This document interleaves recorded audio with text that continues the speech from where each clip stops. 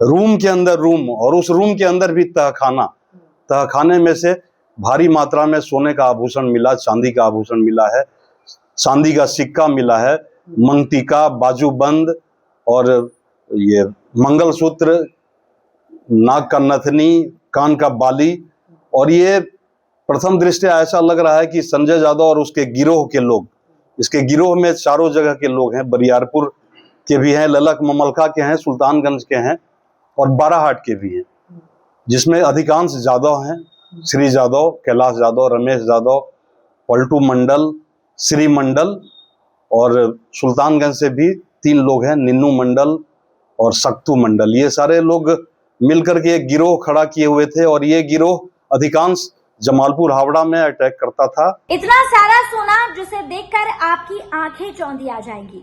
देखिए, पुलिस प्रशासन को बड़ी सफलता हाथ लगी है, जहां पर छापेमारी के दौरान इतना सारा सोना पकड़ा गया है। नमस्कार, आप देख रहे हैं देशवा न्यूज और मैं हूं आपके साथ अंजलि। देखिए, पुलिस प्रशासन के द्वारा एक विशेष अभियान चलाया जा रहा था, जिसके माध्यम से रेलवे स्टेशन पर यात्रियों की सुरक्षा प्राथमिक दायित्व होता है।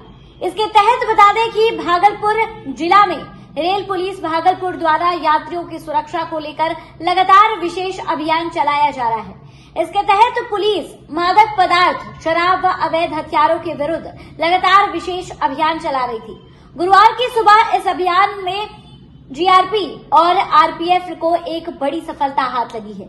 उन लोगों ने ज्वाइंट ऑपरेशन में पुलिस प्रशासन ने 2 अपराधियों को गिरफ्तार किया है और उनके पास से इतना सारा सोना बरामद किया गया है। अब ये सवाल उठता है कि ये सोना कहां से चुराया गया है। तो आप पुलिस प्रशासन की बातों को सुन लीजिए, जिसमें वो लोग पूरे इंसिडेंट के बारे में बताते हुए नजर आ रहे हैं कि किस तरीके से इस ऑपरेशन को अंजाम दिया गया। बड़ी सफलता है सर, एक मिनट काफी जो है ये सफलता जीआरपी और आरपीएफ के संयुक्त निर्देशन में और संयुक्त रूप से कार्य करने के फलस्वरूप ये उपलब्धि हासिल हुई है। और इसकी कहानी बता देते हैं। पहले भी एक बहुत बड़ी उपलब्धि हासिल हुई थी दोनों के ही संयुक्त अभियान से। और आज सवेरे 4:45 बजे की घटना है। उस समय नसीम, जो कि जीआरपी के इंस्पेक्टर हैं, इनको एक सूचना आई। सूचना के आलोक में ये अमित गिरी को संपर्क किए और अमित गिरी, जो कि आरपीएफ इंस्पेक्टर हैं, ये अपने साथ एक दल लेकर आए और नसीम जीआरपी का एक दल था। दोनों दल मिलके ये लोग जो सुबह कटवा की ओर, यानी कि ललक ममलका की ओर जो ट्रेन सुबह जाती है, उसमें इन लोगों ने पहले तो जांच पड़ताल किया, लेकिन कोई सफलता हाथ नहीं लगी। उसके बाद लगे हाथ जमालपुर हावड़ा से जो ट्रेन आ रही थी, उसमें भी जांच पड़ताल किया गया। जांच पड़ताल के क्रम में एक ब्लेड जो होता है, ब्लेड पतला सा, एकदम बिल्कुल पतला सा ब्लेड संजय यादव के पास से बरामद हुआ। और पलटू सहनी है, जो कि साथ में ही थे। इन लोगों के पास बरामद होने के बाद इन लोगों से पूछताछ की गई। पूछताछ में ये पता चला कि ये पहले से मर्डर केस में, जो कि इनका लोकल थाना है, वहां पर मर्डर केस में ये शामिल हैं।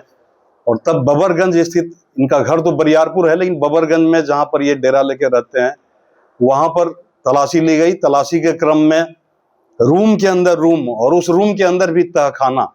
तहखाने में से भारी मात्रा में सोने का आभूषण मिला, चांदी का आभूषण मिला है, चांदी का सिक्का मिला है, मंगटीका, बाजूबंद और ये मंगलसूत्र, नाक का नथनी, कान का बाली। और ये प्रथम दृष्टया ऐसा लग रहा है कि संजय यादव और उसके गिरोह के लोग, इसके गिरोह में चारों जगह के लोग हैं, बरियारपुर के भी हैं, ललक ममलका के हैं, सुल्तानगंज के हैं और बाराहाट के भी हैं, जिसमें अधिकांश यादव हैं। श्री यादव, कैलाश यादव, रमेश यादव, पलटू मंडल, श्री मंडल, और सुल्तानगंज से भी 3 लोग हैं, निन्नू मंडल और सक्तू मंडल। ये सारे लोग मिलकर के एक गिरोह खड़ा किए हुए थे और ये गिरोह अधिकांश जमालपुर हावड़ा में अटैक करता था। और इनका था कि एक ट्रेन से आते थे, फिर भागलपुर उतर करके दूसरी जो भी ट्रेन जा रही है कहीं भी उसमें सवार हो जाना।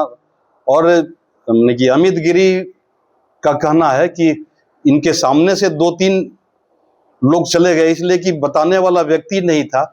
जब तक वो इशारा करता तब तक 3-4 जो साथी अपराधी थे ललक ममलका गिरोह के, वो चले गए। लेकिन अमित गिरी और नसीम की आंखों में उनका चेहरा बस गया है, वो अगले 4-5 दिनों में जरूर गिरफ्तार होंगे।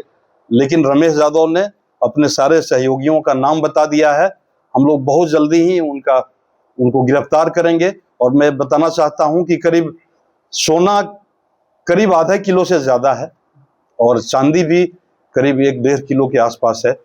और इसके अलावा चांदी का सिक्का है, छोटा छोटा वो हनुमान जी का, वो सोने का हनुमान जी का वो लॉकेट है। और इस तरह से इसका बाजार मूल्य करीब 1 करोड़ के आसपास है। अभी हम लोगों ने वजन भी नहीं करवाया है और न इसको ये किया गया है। एक बहुत बड़ा चेन भी है जो सोने जैसा दिख रहा है, करीब 50 ग्राम के आसपास है। तो इस तरह से करीब 1 करोड़ के आसपास की ये संपत्ति है जो कि वहां से बरामद हुई है। हम लोग बजाते कानूनन जो कानून कहता है उसके हिसाब से हम लोगों ने गिरफ्तारी की है। इसमें किसी को कोई ठेस नहीं पहुंचाया गया है। इनके घर का भी जो तलाशी लिया गया था वो नियम कानून में बंद करके तलाशी लिया। ये अंतर जिला है या अंतरराज्यीय है सर? नहीं, ये अंतर जिला कहिए इसको। इसमें एक जो पलटू मंडल है ये खगड़िया परबत्ता के हैं और ये बरियारपुर के हैं संजय यादव। मास्टरमाइंड कौन है? मास्टरमाइंड संजय यादव हैं। संजय यादव हमने अभी बताया कि संजय यादव, रमेश यादव, कैलाश यादव, श्री यादव और एक सक्तू मंडल, ये मुख्य रूप से ये लोग हैं। और इनके साथ कुछ लैलक ममलका के कुछ, ये सक्तू मंडल का नाम आपको बताया, श्री मंडल और एक नीतू मंडल और कल्लू मंडल, बीसी मंडल, संतोष कुमार, भव्य मंडल, गरीब यादव और एक तिवारी हैं, तिवारी बाबा, एक हैं बोरा, क्या नाम है, प्रदीप यादव। तो इन लोगों का ये गिरोह है। नेम्ड किया गया है उन लोगों को? नहीं, नेम्ड नहीं किया गया है। इनके बयान में आया है कि हम लोग सारे लोग एक साथ करते थे। इनके गिरोह में इतने लोग हैं। बड़ी उपलब्धि है सर। हाँ, बिल्कुल ये बड़ी उपलब्धि है। और ये उपलब्धि हमने अपने पूरे रेल जिला जमालपुर में हर थाने में हमने आरपीएफ और जीआरपी को एकजुट कर दिया है। जहां भी मैं जाता हूं, अभी भी देखिए कि एक आरपीएफ के इंस्पेक्टर के चैम्बर में बैठ करके पीसी कर रहा है। इससे साफ जाहिर होता है कि आरपीएफ और जीआरपी साथ मिलकर एकजुट होकर काम कर रहा है। इसमें मैं एके सिंह का नाम लेना चाहूंगा। एके सिंह जो सीआईबी इंस्पेक्टर हैं, सीपीडीएस इंस्पेक्टर हैं, और सीआईबी सुदास जो सुधांशु सुदास हैं, ये इन सारे लोगों की इसमें बिल्कुल ये है। हमारे जो जमालपुर के स्वराज भी आए हुए हैं, जो कि बाद के जब छापेमारी के बाद की जो प्रक्रिया होती है, गिरफ्तारी करना या सबको जब्ती सूची का रेखांकन करना, जीआरपी और आरपीएफ, उसके अलावा और कौन? नहीं, बस जीआरपी आरपीएफ संयुक्त टीम थी। ये जो गिरोह है सर, इस तरह से ट्रेन में काम टारगेट कैसे करता है? हाँ, ये टारगेट किस तरह से करता है? नहीं, ये ब्लेड, जैसा कि इन्हें बता रहे हैं कि पहले ये लोग किसी को भी ठेस नहीं पहुंचाते हैं, ब्लेड से पॉकेटमारी करते हैं।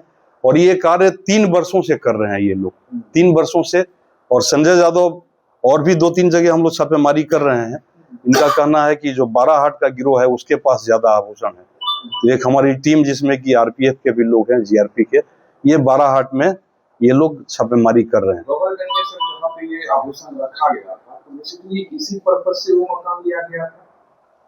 मकान तो इसी पर्पस का ही जरूर होगा, इसलिए कि रूम के अंदर रूम है और उस रूम के अंदर भी तहखाने में ये रखा हुआ था। अपना मकान है या फिर किराए पर? नहीं, इनका तो अपना घर बरियारपुर में है, ये किराए पर वहाँ लिए हुए हैं। सरगना यही है, संजय यादव हैं, बरियारपुर के रहने वाले। और ये कहाँ पर ये हुआ? ये जगह क्या, कौन सा है लोकेशन? बबरगंज में कौन सा लोकेशन? बबरगंज में कौन सा लोकेशन था? लोकेशन